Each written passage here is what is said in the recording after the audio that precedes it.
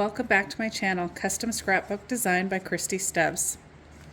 Today I'm going to kind of get into the nitty-gritty of trying to design a project. I had a dear friend encourage me to join a collaboration that is hosted by Sandy Trefger of Sandy Trefger Designs.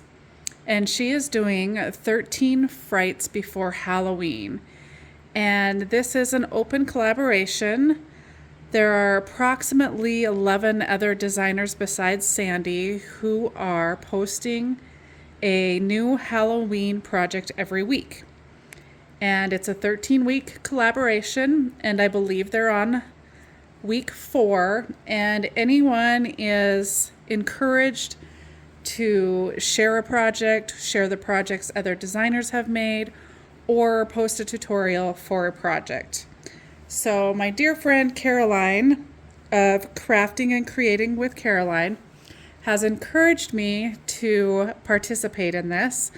So I finally found a project scrolling through Facebook last night. I came across it in my feed, and the project kind of intrigued me. So I actually, of course, like everybody else, I scrolled through YouTube and I found a tutorial for a flag style album. Now this is something I've never created before, so I watched the tutorial and of course shut it off and thought, okay, I can do this. So I'm going to show you my first 2 attempts and kind of what I was thinking, and I have tossed those out the door, and we're going to do the third one together on camera, and you'll kind of see the messiness of my creative mind. So the whole idea behind the flag system album is to have an album that closes, and of course this is just one of my first models, but when you open it, it opens like a flag and it all accordions out. So this was my second attempt. My first attempt, I was wanting to use a 12 by 12 sheet of paper and have that whole sheet of paper show up when you opened the flag, which I was able to do. And here's the 12 by 12, and you open it up, and it's got some rips and tears because I may have placed a few pieces more than once. But I did get the 12 by 12 to open and show the full picture, but I want to be able to put pictures in here as well, and you can see that this really doesn't allow for that. So that's when I decided to chuck this and move on to the next one. So this was kind of my first quick prototype. I didn't do a full prototype. We're just going to build it on camera. So I'm not sure if I mentioned this already, but the flag style album tutorial that I watched was by Elizabeth Castaldo Arts and Books, and I will try and post her link below, as well as Caroline's YouTube channel and all of the collaborators for the 13 Frights before Halloween. So all of that will be down in the information in the video. So the first thing, I've prepared a few things ahead of time. The first thing you need to start with is a piece of paper that is 8 by 12. And then I took that piece of paper and put it on my scoreboard, and I scored it with the 12 at the top. Stretch that out to reach 12. And I scored it every inch. So this is actually my second attempt. Here's my first one. My first one ended up really crooked when I folded it. So I redid it, and when I scored it this time, I went through and scored it at the inch, and then I flipped it over and I scored it again to kind of train the paper to actually fold where the score is. This, I think I actually kind of forced the fold, and that's why I've got an uneven accordion. If somebody else has any tips below to make your accordion straighter, feel free to comment below and help a girl out. This one's not perfect either, but it's not as far off as the first one. So I'm gonna roll with that. That's gonna be good enough for me. We'll find out if it works good enough for the album once we put it together. So I went ahead and did that. I've got the accordion ready. And then I cut 4x4 pieces of paper. I just went to my stash and found some old Halloween paper in my stash. I'm not really sure. It was a Cartabella Happy Halloween. I had several sheets, and to cut what I've got cut here, I just used 2 sheets, not quite all of it. So I have got 10 4x4 pieces. I had 2 of the same sheet, so I'm going to utilize double-sided paper, which I believe I would recommend doing. We'll find out once I get it together.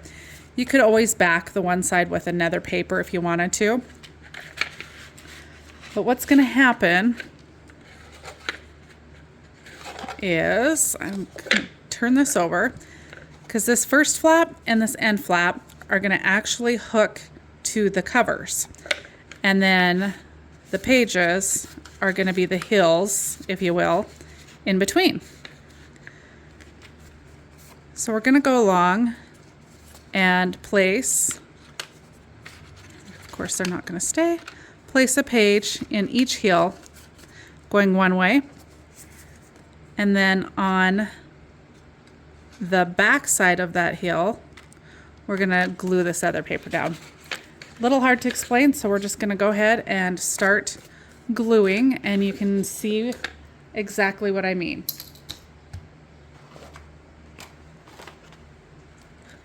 All right, so I want the candy to all go together. And I'm gonna want my ghosts, see, here we go, starting off wrong already. I'm gonna want my ghost to be right side up when you see the back of that. So we're gonna wanna glue it like that.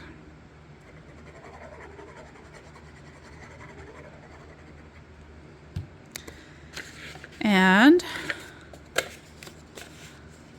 we're gluing it to that first mountain, if you will. And I want to make sure that this is lined up straight along here. And then we're going to go ahead and burnish that down. And I'm going to go ahead and do these, and I'll do them on camera, but I'm going to just speed up the process so you can see it before I come back and move on to the next section.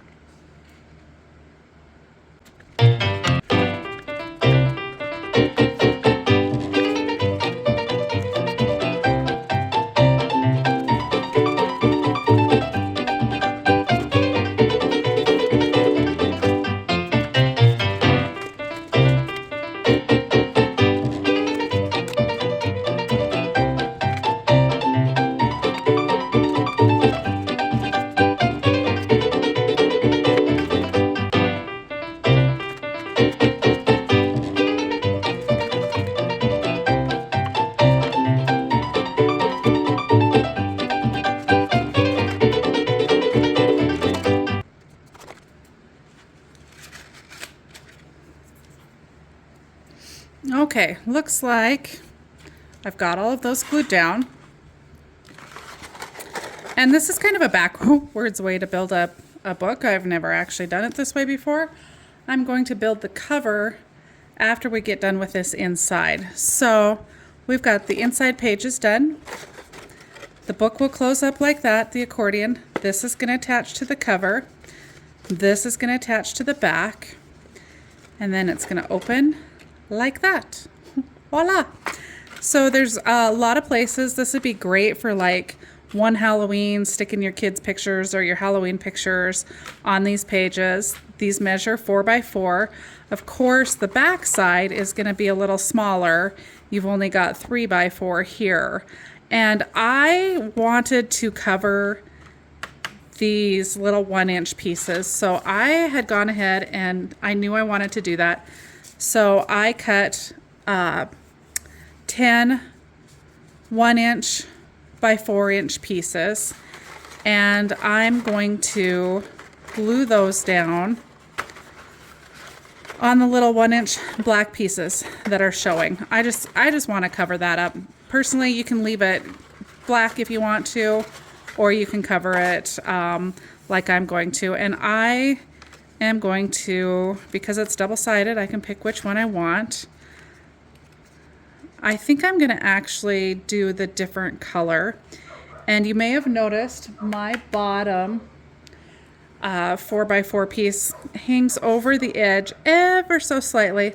I'm going to take and trim that off in my cutter, but I'm going to go ahead and take and trim all of these off just now. I'm going to wait. I'm going to trim them off at the same time that I trim the rest off so everything comes out perfectly even. I think that'll work just fine. We'll find out.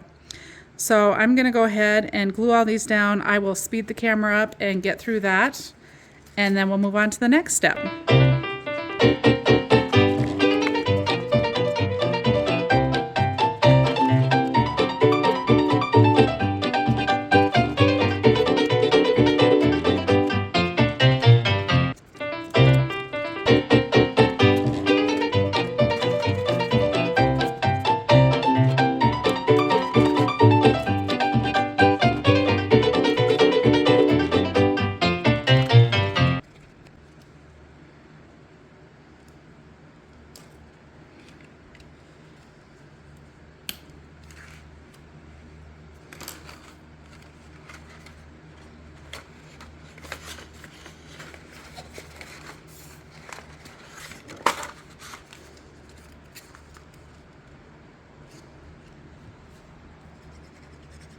All right, I'm on the last one, and I am going to go back and fix that first one where I thought I wanted to have opposite paper. I obviously went through and did all of them matching, so I'm going to go back and redo this first one. Seems to be the theme of this project for me. I have attempted it, as you saw earlier, a couple times, and I did a good job gluing that down, but that's okay. We're going to get most of it up, and I'm just going to cut another one and cover that mess up. I always say there is nothing you can do that can't be fixed. So we're just going to go ahead and fix that. I'm going to cut another piece real quick.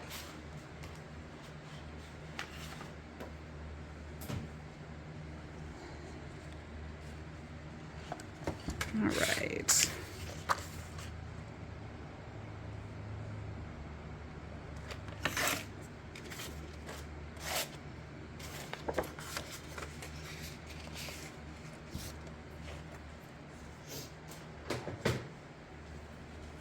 And we will just cover that little mess I made right up, being sure to cover all of that torn paper.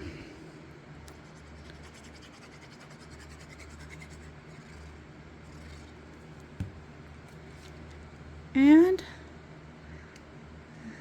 no one but all of you now know that that mistake was made. It is covered up and fixed. Part of why I was a little skeptical to go and record a video without actually fully making one of these, but I figured why not wing it? Anything can be adjusted. So there's my accordion. This again is going to attach to the front cover. This is going to attach to the back. And you can open it up like so. And it folds back up. So I'm going to take a break. And when I come back, we are going to do the front and back cover and get those attached. And then I'm going to show you how we're going to keep this book shut. So I'll be right back. Okay.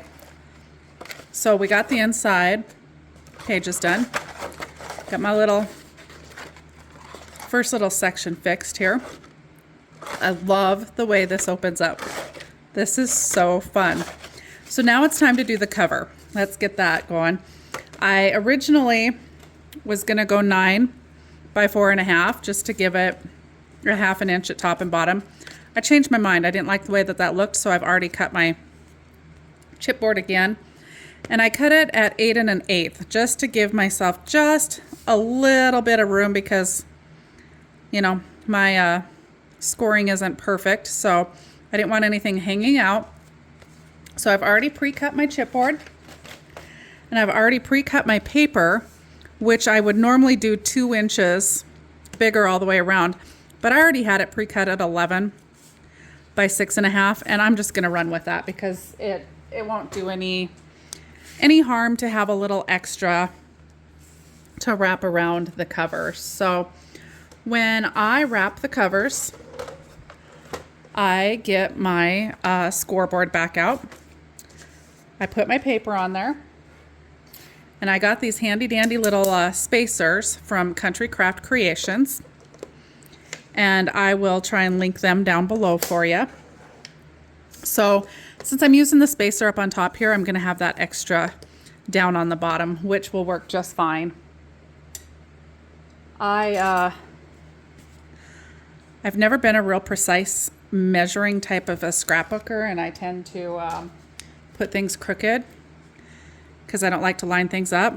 But these last couple years building scrapbooks and doing these types of projects has helped me a little bit with that, but it hasn't turned me all the way into being super precise. So you want to take your score tape off the back, and you want to give that a real good burnish to make sure it's going to stick to that artisan cardstock real well. I'm using the artisan cardstock also from Country Craft Creations. Best product out there for making custom books in my mind. I used to use another product, and you know, it was less expensive, and I was convinced it worked just as well. And I finally broke down and purchased some of the artisan, and it literally is the best paper. I have never had an issue with cracking or breaking, which you can, you know, if you push hard enough and stuff, you could potentially have that happen. But the fibers in this paper just mold really well for building custom books. So again, I'll have their link down below. Just search artisan cardstock. So I've got that wrapped. You can see I've got the extra down there, which is fine. My cardstock, or my chipboard, is firm enough that I can just take and bend that over and burnish it. Give it a nice clean edge by burnishing it. And I'm going to burnish all 4 sides. And then I'm going to cut out the 4 little corners. And if you've done any of this and you have your own way of doing it, some will snip it across the corner. I tend to cut out the corner. And I believe the very first person I learned this from was Tamara at Country Craft Creations on one of her tutorials. So I've watched several designers since who do it this way. Some have a little corner tool. You know, whatever works for you, you'll find the way that you like to do it. And I tend to be a little sloppy when I do it. And I also learned this little trick. You can go back and you cut that at a little angle, and you want to use that chipboard as your guide, and then you won't cut the corner out. So I turn it and do these 4 corners first, and then I'll show you how I flip it over and do the other side. I just usually work my way around like that, and then I flip it this way and go around and do that same thing again. And again, you use that corner as a guide, and it works really well. Occasionally I might have a little something sticking out. Let me get my scissors here. Might have a little I just cut that off so I don't have it anymore. I don't know if you can see those corners. real well, but then they fold over real nice. And if you want to take out a little more of that paper, you sure can. Cut it at a steeper angle. Whatever works for you. I'm actually going to go in. That is a lot of extra paper there. I'm not worried about this being straight. We're going to cover that up. So I'm just going to cut that little extra off. So we're going to repeat that process for the back cover.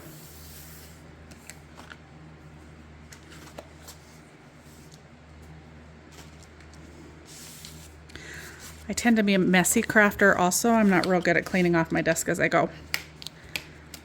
I'll try and keep it a little cleaner for those of you watching that may get distracted by my disaster that I tend to make.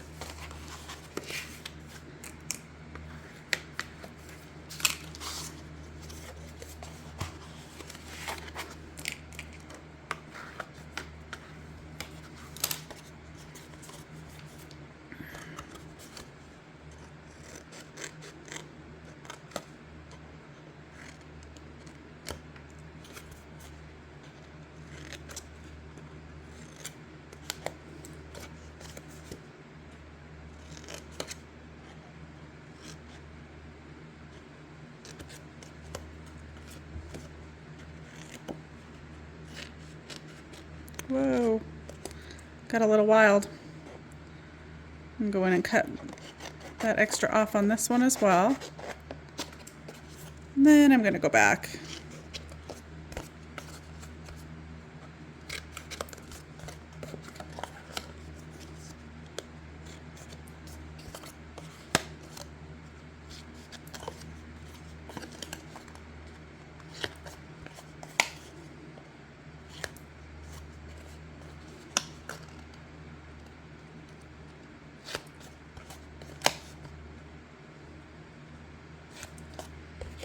All right.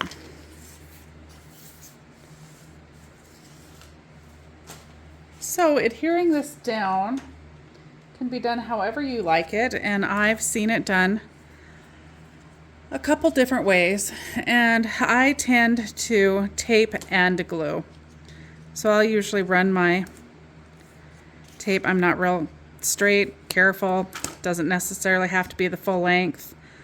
I like to put tape and glue because the tape helps hold it in place while the glue dries and just gives you two forms of adhesion. However, I use art glitter glue, and I also have found that that is my favorite glue on the market currently.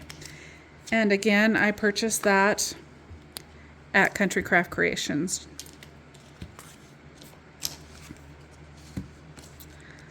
So, doesn't matter where you start. And I usually run a bead of glue right up against that chipboard. I go around that tape. And then I generally take my burnishing tool and I push it really tight up against the edge of that cardboard. And then I push it down, and that tape's going to hold it in place. And then I just burnish it real good to spread that glue out underneath. And it's got a good hold, and it's not popping back up because the glue's not dry yet, because that tape is holding it down. So that is why I personally like to use both. Again, you can do it however you like, whatever works best for you.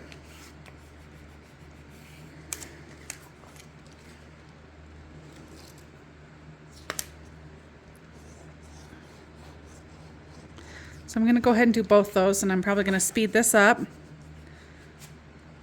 I wanted to make this a fast project for you.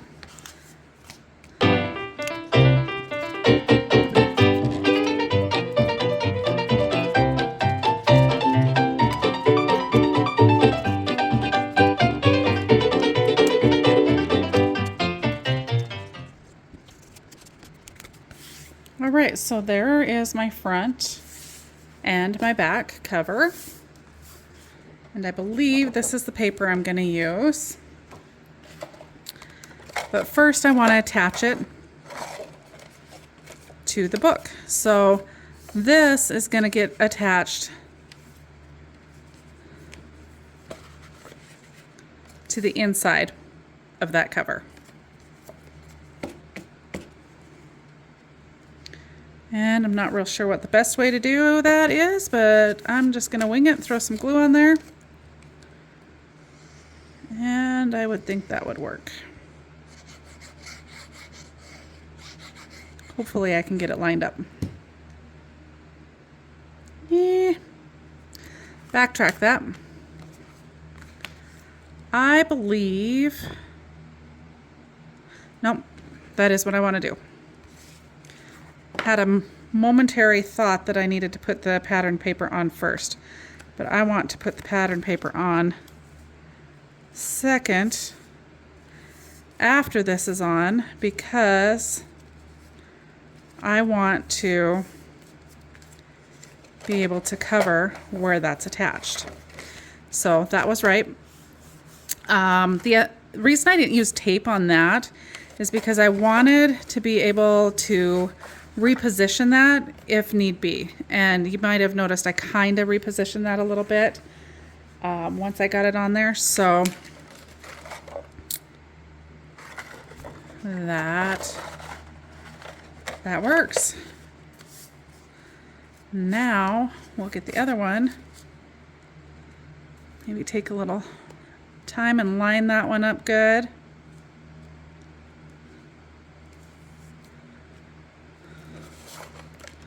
All right.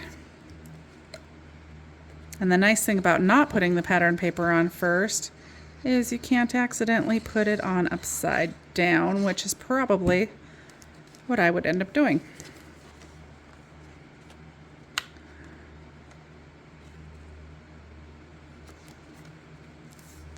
So I think it's easiest if you scrunch it together.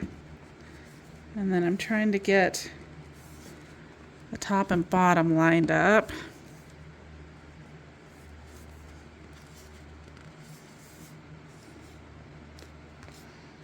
And I'm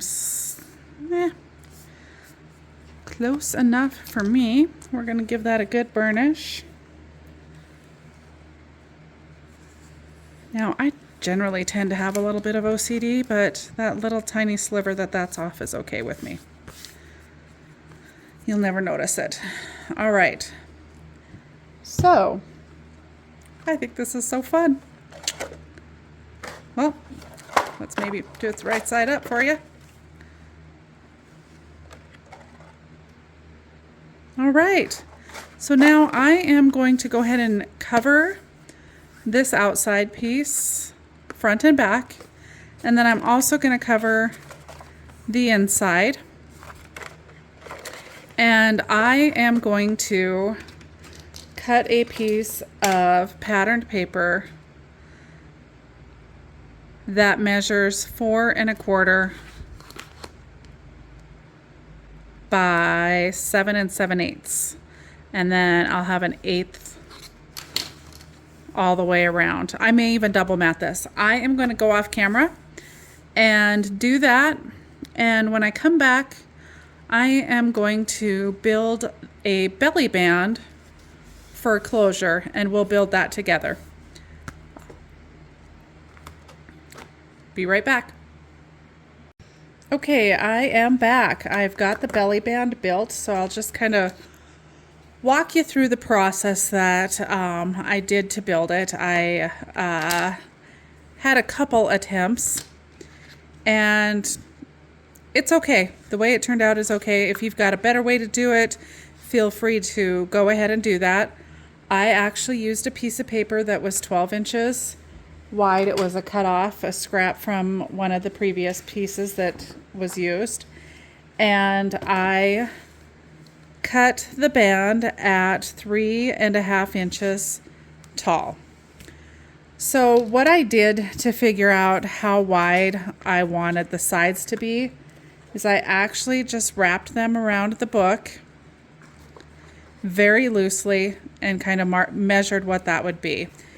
And so I took my paper on my scoreboard and I scored it at 2 3/4, 4 1/8, and then, well, 4 1/8, 8